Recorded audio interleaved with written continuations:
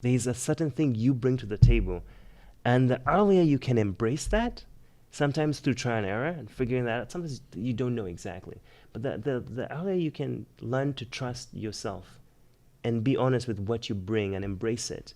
Maybe one company, maybe the dream company, the company you're like, I always want to work at company X doesn't like that. That doesn't mean that company Y wouldn't love it. And maybe rather than being so focused on trying to change yourself for company X, maybe company Y is where you deserve to be. Right. Maybe company Y is the place where who you are would deliver. Imagine if even if it doesn't make sense to other people. Yeah, imagine if Michael Jackson was forced by his parents to be a boxer. Yeah.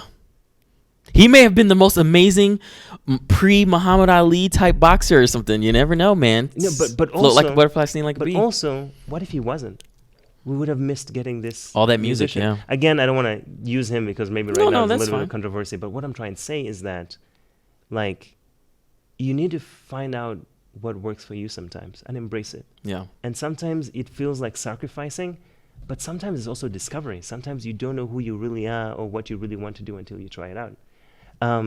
So like at this job working with the mocap, I got to learn a lot of techniques that have been really useful till this day, even with keyframe animation. I got to see a lot of different complex shots and understand. It's like just like when you shoot reference, you can only capture it with so many cameras or you have to sync it out. I just had infinite access to hundreds of physical clips. Oh, did they have like a mocap stage too that you guys used? Yeah, 2K has a huge mocap stage. Awesome. So I just had access to all these like libraries of animation that I could see from multiple angles and understand complex physics, hip motions. You know what I mean? Oh yeah. It's like when you record yourself and you're recording your legs and your feet. You wouldn't know to do half the things that your feet are doing in your animation. Yeah. Which is the same thing for facial animation. Everything you're like, oh, he's blinking and moving. No, man, there's so many ticks and things and you have to learn to be humble because our brains, from what I've learned, is what we perceive is not actually 100%. It's like the traditional, if you sit down to draw something in front of you, part of drawing classes in college is learning to observe. Because to observe life, to stop interpreting too much or start interpreting intentionally. Just draw what you see. Start to be able to draw what you see and then achieve a level of being able to execute that. So now you can interpret it with control. You can decide to like, I know that nose curves this way. That's how you see those sculptors sometimes when they're working with clay. Yeah. And you're like, they don't have a reference for it. They know what an old man's face looks like. Yeah. Or they know the contours of when you're aged, how all the wrinkles fall onto the face and chin. It's like amazing. But I also feel experience. But I also feel like some of the most experienced people I know are also the most humble. They still do research every time. Because just because he knows what a face is like doesn't mean that the next old man's face is going to look like of course the library they have. Yeah, me saying that was I think there's videos on YouTube where people are doing like those speed competitions. Well, they'll have an image of what the person will look like, but just so they know who they're supposed to make it look like. But all the work they've done from over the years of doing this over and over and over and over, they know I'm gonna put this little smudge of clay here, I'm gonna put this here, it's gonna conform into this. They know exactly what they're doing, as opposed to like, I don't know if they had this in your college where you had to do, it was like an armature class. They had it where we had to build an 3D armature out of clay. I think it was like Super Sculpey or something like that? It was like white, I think. And then you bake it and everything. But man, doing that, being brand new at that time, you're like, I have no idea what I'm doing, you know. When you go into reference, you're just like, man, they got that to look like that, but it's a different animal. It's a different beast. It totally is. And so, but here's the thing. When I was working during the day, I'd be doing these motion capture cleanups. But then in the evenings, I'd be working on my personal shots. And luckily, I was surrounded by Ben, specifically, who was working there at the time, who would brainstorm ideas. But hey, what'd you work on last night? This is what I worked on. This is all after hours before we'd go home because we lived in different places. Okay. So after we finished doing our daily tasks, we'd spend some time together and just, powwow on animation. And man, I loved it.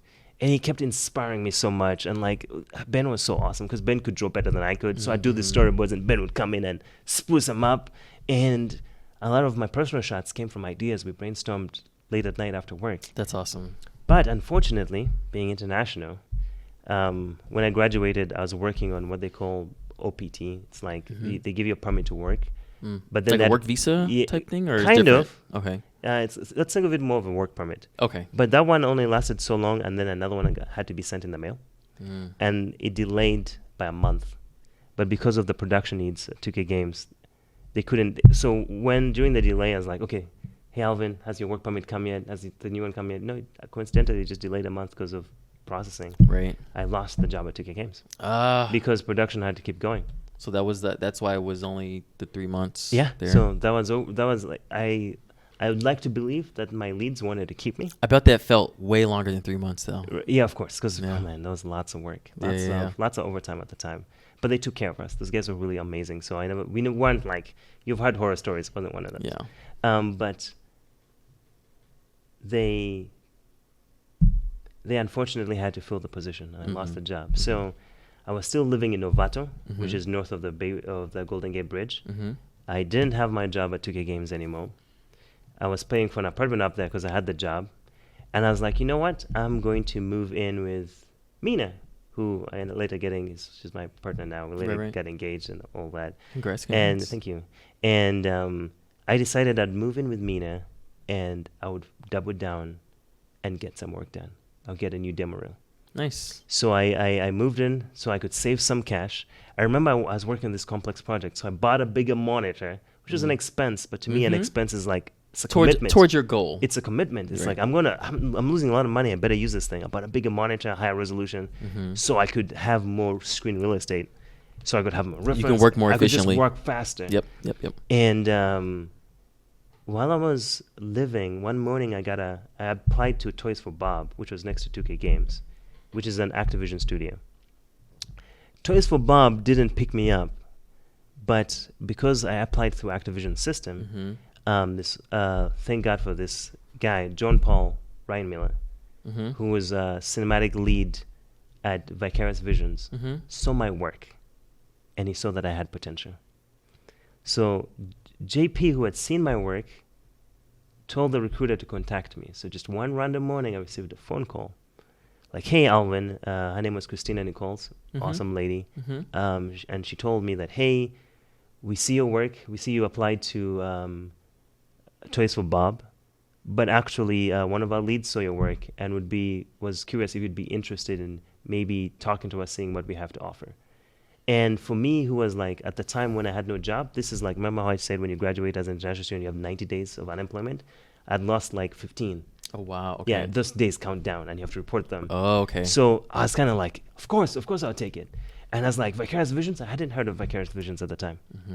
So I look him up, and these guys work on Skylanders. I'm like, Skylanders? For me as an animator, keyframe animation, cinematics, cool characters, I'm like, awesome. Yeah. Of course I'll do it. You know what I mean? I'm excited for this opportunity. And that's how I ended up moving to New York. So you went from the Bay to New York.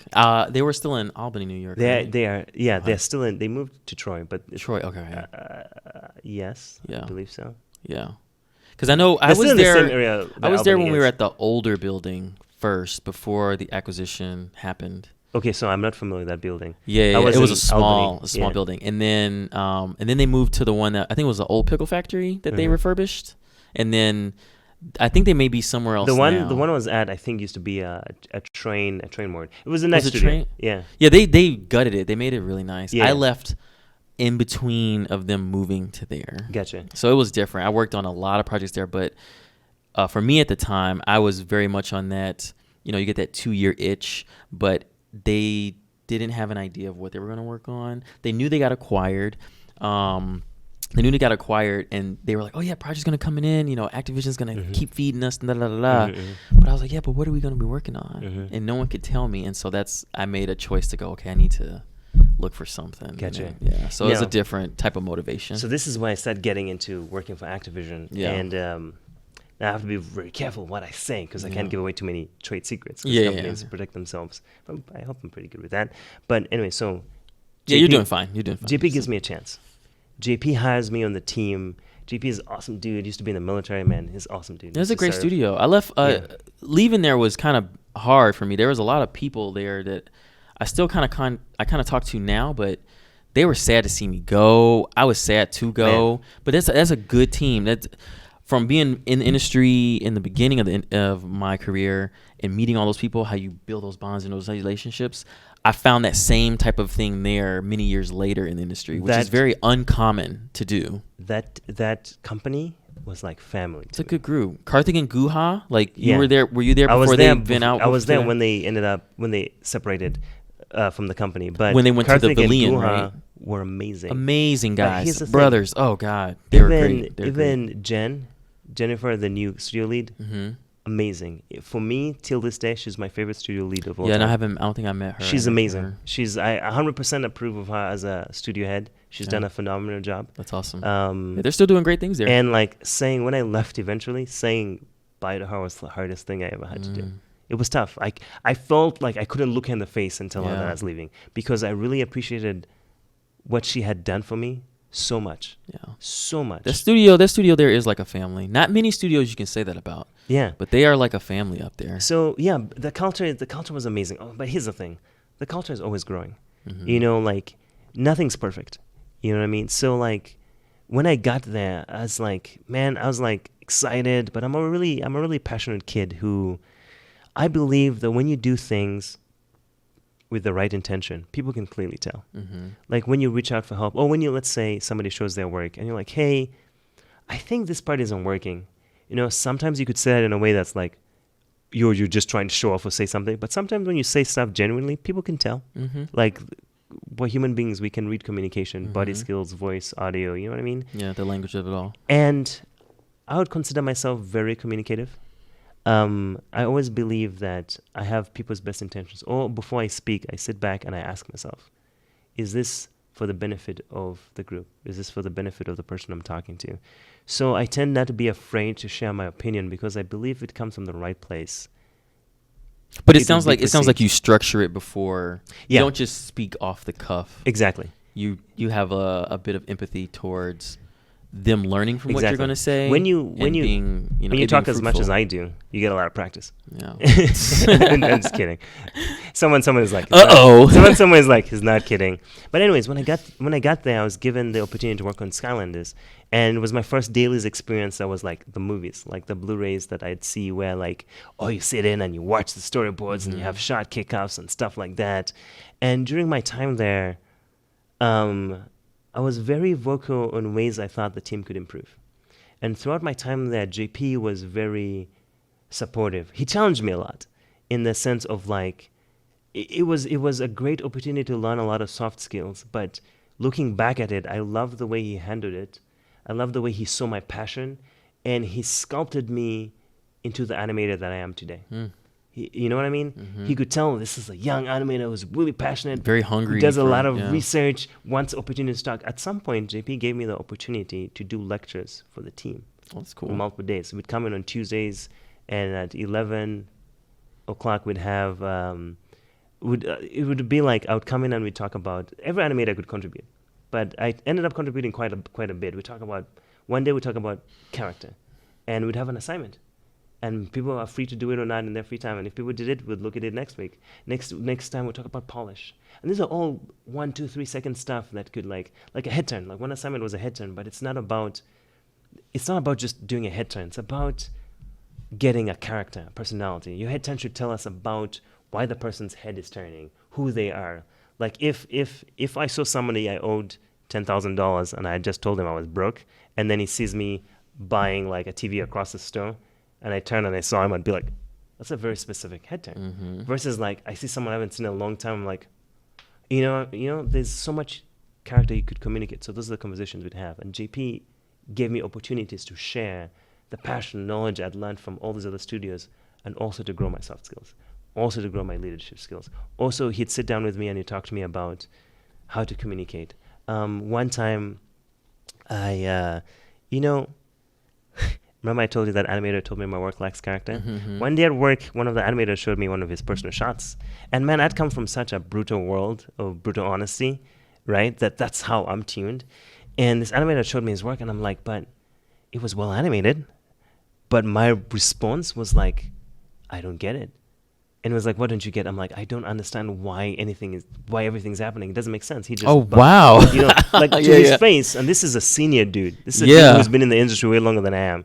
And I'm just like, yeah, but like, he just bumped her. He's saying this. What does this mean? Like, hey, why is she? And he was like frustrated. Like, Frustrated from your comments, or frustrated that you didn't get what he was trying to show you? he was frustrated from my comments. Okay. And he was like, oh, you think you're better than me kind of thing. He ended up not talking to me for years. We ended up reconnecting as friends later. Yeah, that happens, man. That Yeah. happens. But that's a different learning experience that you have Exactly. to deal And I with. was so confused because Yeah. I was like, later I had to, dude, it's weird because like sometimes Tension you're so at caught work. Up, yeah, but sometimes it's a reality. You work with other people. Yeah. And sometimes you're so caught up in what you want to say or contribute Yeah. that you're not aware of how it affects others. And like for me, I felt like his work lacked personality specificity. It was a lot of well animated moving stuff, but no one cares. So you yourself had to give the comment that you at one time received. Exactly. And so you got Man, to. our friendship was over. During my time there, he ended up moving to another studio. We didn't talk much. Oh wow! So you Yeah. didn't even get to reconcile, or No, we did eventually. okay. Because like Before, I mean, like in that time period, you didn't get to reconcile and be like, "Hey, man, this is where I was not during coming that from." time period. Man, there was lots of tension. Oh God, there that was has to- there was yeah. lots of tension, unfortunately. But I had the courage to go to my lead and ask him like, "Hey, I had this conversation with this person. What do you think went wrong?" And he would tell me, but I had to Yeah. be honest with him with Yeah. what happened and what I said Yeah. for him to then give me honest feedback as to what he think, how he thought I needed to grow. So JP helped me grow a lot. Yeah. Like growing sounds like, oh, it's fun, I grew. There's lots of frustration. There's lots of hearing things that make you sad. There's lots of hearing like, man, Alvin, like, you can't just be brutally honest with everyone. I'm like, why not? But this is part of my learning process at the time. And it's a part of the relationship you have with the person too. Exactly. Like if you don't have that bond, exactly, it's not gonna come across the right way. Exactly. Like, and here's the thing. So like, around my close friends, I'm like, man, I'm awesome. You're awesome. You know what I mean? But if I sat a random stranger, I'd be like, damn, this guy's really confident. You know what I mean? But no, I have my downtimes.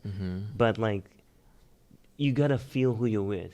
Like one thing that may be a joke to someone else may be super offensive to someone else.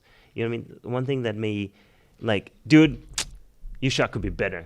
Yeah, just to like bump up your buddy, challenge him, could really upset someone else who's really sensitive about their shot.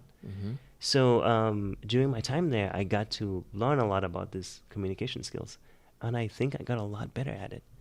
But luckily, so working on Skylanders was fun. Then I got to work on the Crash Bandicoot remake, which was awesome. Yeah, because Crash Bandicoot is one of the first games I ever played. Yeah. So as a little Ugandan kid playing Crash Bandicoot, I had no idea I'd ever get to touch Crash Bandicoot. That was really weird.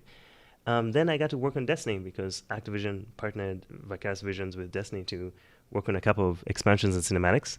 You guys, you helped out with High Moon, I think, right? Or were you guys working independently from them? Well, on I Destiny? can't share specifics of how it worked behind the scenes. No, that's but not we all important. got to work on the franchise. Right. Right. I understand. And for me specifically, as a cinematic animator, I got to work on a lot of the cinematics. Yeah. They started me off on just animating planes to then small characters to full out sequences. Yeah. So here's the beauty about it. Like Bungie has a great culture where they teach you a lot. So I learned a lot about game design, environment design, it's just a lot about gameplay design, about what makes first-person shooters responsive. Like also to be able to work with such greats as the guys who created Halo and create cinematics at that level. There's a lot of knowledge I learned. Whether it's like working with motion capture, doing keyframe, there's the whole shabam of how we operated there. I just grew as an animator. But again, I was at a point in my life where I was in New York. I was Vicarious Visions sponsored my H-1B. Oh wow, that's cool. So I didn't have to worry about I know what work that is. stuff. Yeah. That's so awesome. that's awesome. Like, you gave me that work visa so I could stay in the States. Those guys took care of me. That's what I'm telling you. It was an amazing place to work. It's a great place, yeah. But at some point, I realized that, one, I had goals that I wanted to chase personally.